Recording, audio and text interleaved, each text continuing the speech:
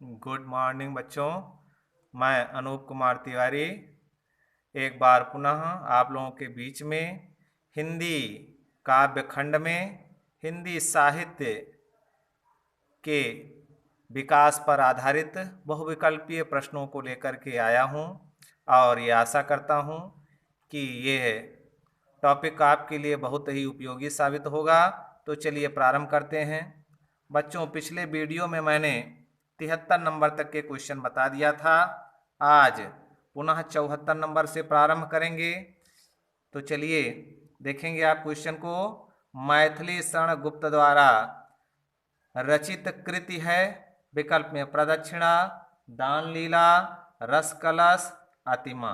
तो मैथिली शरण गुप्त द्वारा रचित कृति प्रदक्षिणा है, इसका पहला विकल्प सही होगा। अगला क्वेश्चन देखेंगे, वीर गाथा काल की प्रमुख विशेषता है।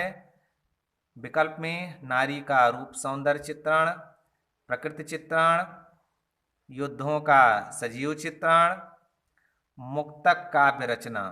तो वीर गाथा काल की प्रमुख विशेषता युद्धों का सजीव चित्रण है, इसका तीसरा विकल्प सही होगा। तीसरा। अगला क्वेश्चन देखेंगे, निम्नलिखित में कौन प्रेमाश्रयी शाखा के कवि नहीं हैं। विकल्प में जायसी, सूरदास, मंझन, कुतबन। तो प्रेमाश्रयी शाखा के कवि नहीं हैं सूरदास जी, इसका दूसरा विकल्प सही होगा। अगला क्वेश्चन, कौन सी रचना अज्ञेय की नहीं है। विकल्प में बावरा अहेरी, सुनहरे सैवाल, इत्यलम, रेणुका। तो इसका चौथा विकल्प सही होगा, रेणुका। यह अज्ञेय की रचना नहीं है, चौथा विकल्प सही होगा। यह रामधारी सिंह दिनकर की रचना है। अगला क्वेश्चन में दिया गया है, रामधारी सिंह दिनकर द्वारा रचित ग्रंथ है। विकल्प में हुंकार, धूप के धान, कालजयी, चित्राधार। तो इसका पहला विकल्प सही होगा, हुंकार। हुंकार ये रामधारी सिंह दिनकर का ग्रंथ है। अगला क्वेश्चन देखेंगे, तार सप्तक के प्रवर्तक हैं। तो इसको बहुत पहले ही कई बार आप लोगों को बताया गया है कि तार सप्तक के प्रवर्तक कौन हैं। विकल्प में नरेंद्र शर्मा, अज्ञेय, भवानी प्रसाद मिश्र और धर्मवीर भारती। तो इसका दूसरा विकल्प सही होगा, अज्ञेय ये तार सप्तक के प्रवर्तक हैं, दूसरा विकल्प सही होगा।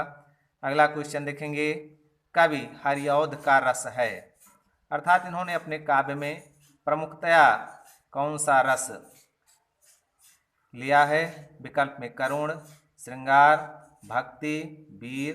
तो इसका दूसरा विकल्प सही होगा, श्रृंगार रस। ये हरिऔध का प्रमुख रस रहा है काव्य का। अगला क्वेश्चन, चित्राधार काव्य की भाषा है। विकल्प में अवधी, ब्रज, कन्नौजी, भोजपुरी। तो चित्राधार काव्य की भाषा ब्रज भाषा है, इसका दूसरा विकल्प सही होगा। अगला क्वेश्चन देखें, कवि पंत समाजवाद की ओर उन्मुख हुए अर्थात अग्रसर हुए। विकल्प में ग्राम्या में, स्वर्णधूल में, चिदंबरा में, ग्रंथ में। तो इसका पहला विकल्प सही होगा, ग्राम्या में कवि पंत समाजवाद की ओर अग्रसर हुए। अगला क्वेश्चन देखेंगे, संधिनी गीत संग्रह है। चलिए अगला क्वेश्चन आप देखें, संधिनी गीत संग्रह है। विकल्प में पंत का, निराला का, प्रसाद का, महादेवी वर्मा का। तो संधिनी गीत संग्रह ये महादेवी वर्मा का है, इसका चौथा विकल्प सही होगा। अगला क्वेश्चन आप देखें, दिनकर को ज्ञानपीठ पुरस्कार मिला। साहित्य के क्षेत्र में मिलने वाला पुरस्कार है ज्ञानपीठ पुरस्कार। वर्ष 1970 में, 1971 में, 1972 में, 1974 में। तो ज्ञानपीठ पुरस्कार दिनकर को 1972 ईस्वी में मिला, इसका तीसरा विकल्प सही होगा। अगला क्वेश्चन देखेंगे, रामधारी सिंह दिनकर की रचना है। रामधारी सिंह दिनकर की रचना है। विकल्प में परशुराम की प्रतीक्षा, ऐसा कोई घर आपने देखा है, पृथ्वी पुत्र, स्वर्ण किरण। तो इसका पहला विकल्प सही होगा, परशुराम की प्रतीक्षा ये रामधारी सिंह दिनकर की रचना है, पहला विकल्प सही होगा। अगला क्वेश्चन देखें, सुमित्रा नंदन पंत को साहित्य अकादमी पुरस्कार मिला था। विकल्प में लोकायतन पर, चिदंबरा पर, कला और बूढ़ा चांद पर, पल्लव पर। तो इसका तीसरा विकल्प सही होगा। कला और बूढ़ा चांद पर पंत को साहित्य अकादमी पुरस्कार मिला था। चिदम्बरा पर उन्हें ज्ञानपीठ पुरस्कार मिला था। ये भी आप लोग जान लेंगे, इंपॉर्टेंट चीज है।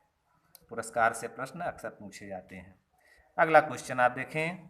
तीसरा तार सप्तक का प्रकाशन वर्ष है सन 1951, सन 1962, सन 1978, सन 1987।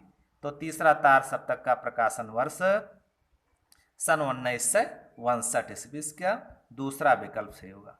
पहला 1943, दूसरा 1951, तीसरा 1962, इस तरीके से इसका क्रम बना हुआ है। अगला देखेंगे। वैदेही वनवास के रचयिता हैं। विकल्प में मैथिली शरण गुप्त, महादेवी वर्मा और अज्ञेय और अयोध्या सिंह उपाध्याय हरिओद। तो वैदेही वनवास के रचयिता अयोध्या सिंह उपाध्याय हरिओद है। इसका चौथा विकल्प सही होगा। अगला क्वेश्चन देखें। कामायनी में सर्गों की संख्या है। विकल्प में 12, 14, 15, 17। ये बहुत ही इंपॉर्टेंट क्वेश्चन है, पिछले वर्ष यूपी बोर्ड एग्जाम में आ चुका है। कामायनी में सर्ग की संख्या 15 है। इसका तीसरा विकल्प सही होगा। अगला क्वेश्चन आप देखें। प्रसाद की कृति जिसके नायक मनु हैं। विकल्प में प्रेम पथिक, झरना, कामायनी, कानन कुसुम। तो इसका तीसरा विकल्प सही होगा, कामायनी। कामायनी के नायक मनु हैं और नायिका श्रद्धा हैं। अगला क्वेश्चन देखेंगे। मैथिली शरण गुप्त की एक अनूदित रचना है। विकल्प में मेघनाद वध, यशोधरा, प्रदक्षिणा, सिद्धराज। तो इसका पहला विकल्प सही होगा, मेघनाद वध। ये जो है मैथिली शरण गुप्त की अनूदित रचना है।